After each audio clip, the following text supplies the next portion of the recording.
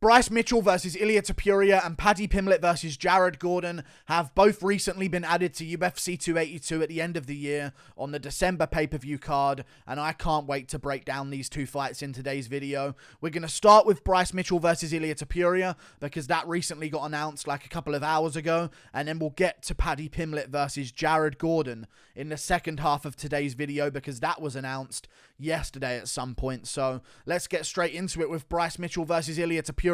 A big matchup, a massive matchup in the featherweight division. I'm confused as to what they're going to do for the UFC Fight Night card that Bryce Mitchell was supposed to be headlining. I hope they're not just going to make it Marina Rodriguez versus Amanda Lemos.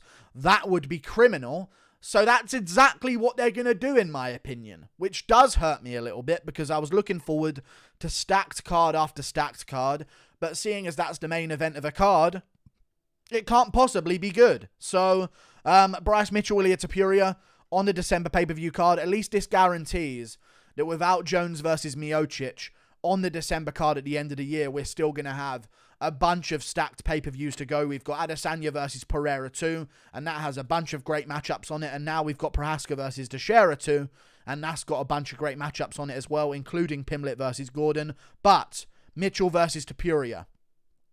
I'm imagining Mitchell wanted to fight in November. They said, well, Topuria can't make weight. And then Mitchell was like, well, I'm fine in November and all this type of stuff. And then they couldn't find him any opponent for November, which is crazy that no one in the featherweight division was ready to step up. So here we are. Mitchell's been moved. I guess forget about Dan Ige. He doesn't have a career of his own. So the UFC just completely chuck him to one side. Or maybe he dodged a bullet. Who knows? But now it's going to be Bryce Mitchell versus Ilia Topuria on that pay-per-view card. I believe that Ilia Topuria is going to beat Bryce Mitchell. In all honesty.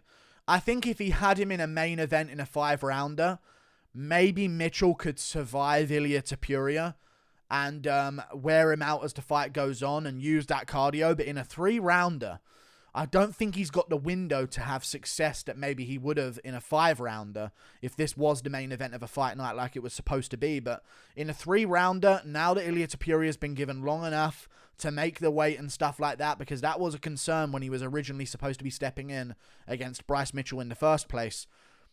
I just don't know if Mitchell can keep him down for 3 rounds.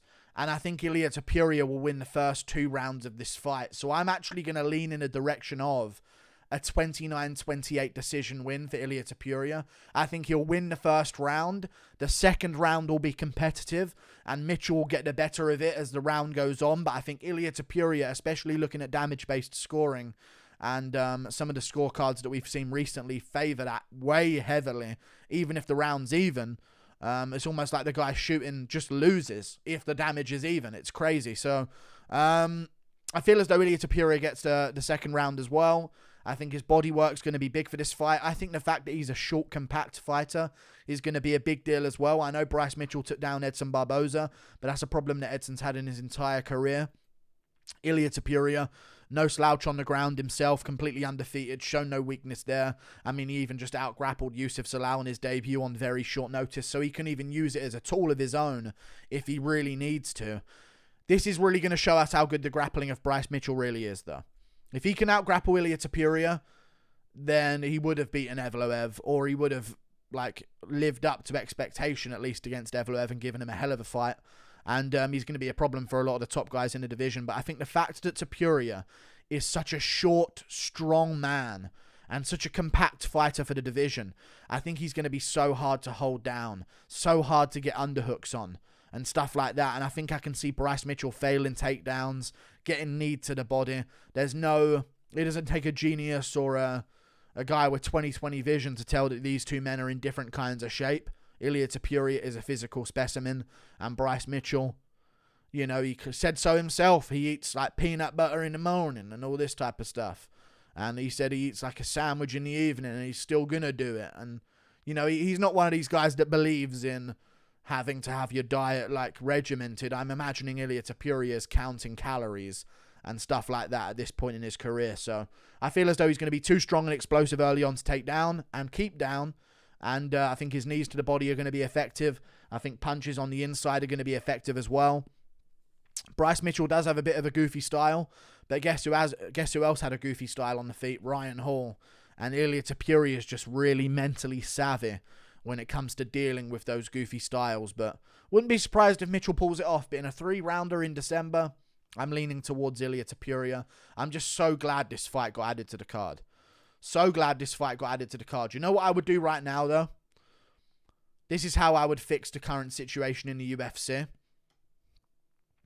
So we've got Rodriguez Lemos as the main event. That's that. What I would have done, UFC, if you don't mind me saying, was, the fact that you have 2 main events in December, Stephen Thompson, Kevin Holland, and Tuivasa Pavlovich on the same card. Maybe spread the love a little bit, but all good. What I really would have done I would have taken Dominic Reyes, Ryan Spann from the prelims of UFC 281 and put them as the main event of that fight night, kept Rodriguez Lemos on the card, but maybe give UFC 281 like Jailton Almeida versus Maxim Grishin on the prelims. That gives Grishin more time to prepare because he took it on short notice, and it's also just a big fight that you can replace.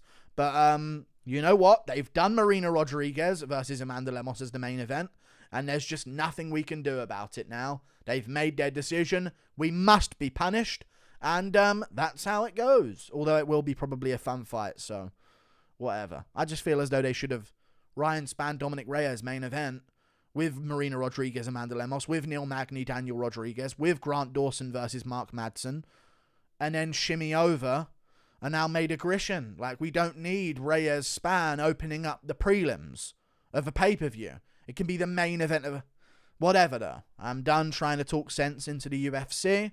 They will do as they do. We move on to another fight. Paddy Pimblett versus Jared Gordon. This is something that I've been wanting to talk about, so I'm glad I'm doing it now. People are really angry about this fight announcement. Yeah, no one cares for this matchup. And there goes Paddy's hype. All of these types of talk and all of this nonsense that we're hearing about this matchup, yeah. Everyone all of a sudden wanted Pimblett to get a ranked opponent, like they weren't begging for the Terrence McKinney matchup. I'm going to let you in on a little secret about the NPC brain of the majority of MMA fans, okay? They all want a ranked opponent for Pimblett. Wow, still not fighting a ranked opponent. Wow, who's this guy? Still not fighting a ranked opponent. Paddy really doing anything to avoid ranked opponents. That's all I'm seeing right now about this matchup. If he fought Terrence McKinney, no one would say bad things about it.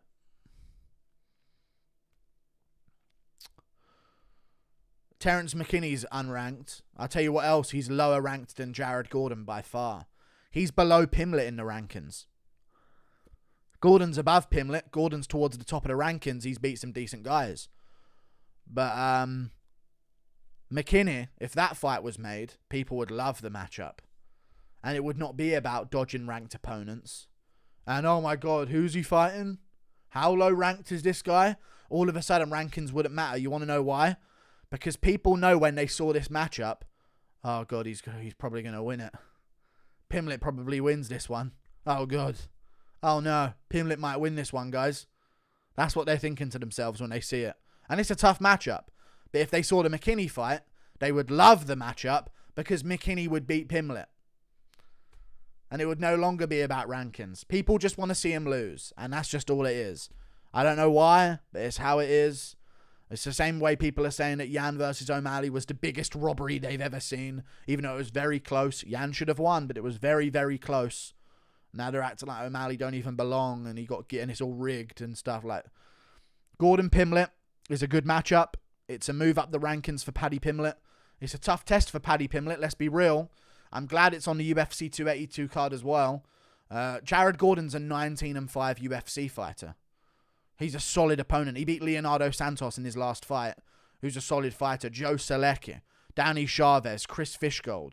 The records of those guys, 11-2, 11-3, 18-3. You know what I mean? He's beaten good opponents. He beat Bill Algeo on the regional scene. Bill Algeo arguably just beat Andre Fili. It was a close fight.